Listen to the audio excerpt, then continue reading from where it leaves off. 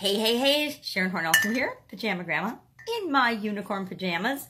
Today is day 397 of the Daily Scare Share. Doing one thing a day that scares me from the book, do one thing a day that scares you. It's a little journal type book I started last year. Doing every day one thing, whatever the book says, as a challenge, an activity, a quiz. It's just a way of thinking about stretching my comfort zone and the things that scare us, the things that we human beings are afraid of, a little bit every single day. And it's day 397 of originally going through it, but I popped back to the beginning of the book because about 7 times before I stopped doing it. I started and I stopped, I started and I stopped, I started and I stopped. Since 2014, how scary is that? That in 4 or 5 years, I have documented proof that I quit something like 7 times. So when I say I know what you're going through when you start something and stop, or when you want to quit and you stop doing something, I know exactly how you feel because I'm like everybody else. We do things, we start things, we stop things for whatever reason. And I'm sharing the reasons I stopped doing this along the way as I'm reading my notes and then remembering and uncovering why I quit doing it. And this is something as simple as a personal development project, as something I wanted to do for me to stretch my comfort zone so that I was showing up more like I should in the world, more like I should be in the world. And so today, day 397, again, this was right after my dad died, and there was a lot of turmoil and a lot of drama about it. And so I wrote in it for a couple of days, and then I find that I stopped after this for about a year, almost a whole year before I picked the book up again. And we'll talk about that when we get to it. But this day says it's all about saying no to something. Saying no to something that you know isn't right for you, but that other people are pressuring you to do. And when this came up, it was exactly what was going on in my life. My father had passed away. My family was pressuring me to do something that I couldn't make happen with what was going on in my life. I couldn't make it happen. And they were pressuring me to do and accommodate things that wasn't possible. It wasn't humanly possible, and it wasn't fair or right to me.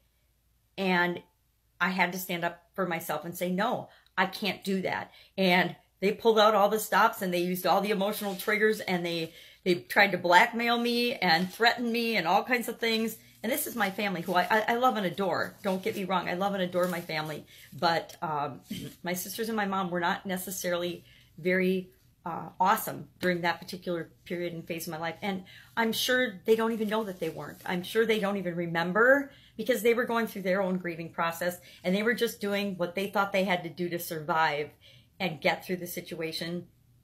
And I don't think they even probably know the amount of pressure that they put on me throughout this. So today, our challenge is to say no to something. Say no to something that you know isn't right for you. And then know that it's perfectly all right, that we don't have to say yes to everything that comes our way. So today, I'm doing a women's summit, and somebody asked me to put everybody's picture on the opt-in page. You know why? Because that's what everybody else who does a summit does. They capitalize on the notoriety of all the other people that they're interviewing, and they use that as bait to get people to sign up for the summit. Now, I was going to do that. I've wanted to do that. I want to actually do a rolling picture of everybody, but I don't know how to do that. I don't have the capability, and I also don't have the time to get it done right now. So I thought this morning, I'm going to continue to maintain the curiosity by saying, hey, to find out who these 30 amazing women are, you just have to share your name and email and opt in. And then you get access to the summit for free. If you don't want to listen to the summit, don't listen to the summit. But I'm going to use this as a way to maintain curiosity and find out, hey, I want to find out who's in this, because it's probably somebody I know. It's probably somebody you know if you're a woman business owner. There's probably at least one person that you know in there, and I guarantee there's at least 5 people in there that you can learn something from, if not all 30. I learned something new from absolutely every speaker, and I've been around a long time, so if I can learn something new from every speaker, I guarantee almost everyone listening, if not everyone listening, if they're open-minded, and they say, oh, I never thought of it that way, they can learn something new from every speaker as well. Actually, every person we come in contact with, we can learn something new from if we're open and willing to learn it. So today, say no to something. So I'm saying no to that. I'm saying no. I wanted to do that too, but that's what everybody else does.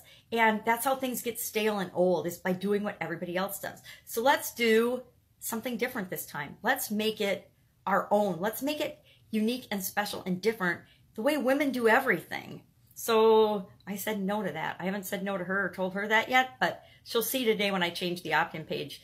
And all I'm going to do is something that's within my capability, that's easy, but also enhances the curiosity about who the heck's in this, what's going on. And then the other thing I have to say no to is a personal thing that's going to probably cause a lot of drama and a lot of trauma in my life and a lot of uncomfortableness for me for the next couple of months. But I know that it's the right thing to do for me, so I'm going to suck it up and say no to something. And so that's a business thing and that's a personal thing. And that's it. It's not that scary. I'm not going to die. I won't die because I say no to something, right? I haven't yet. I haven't so far.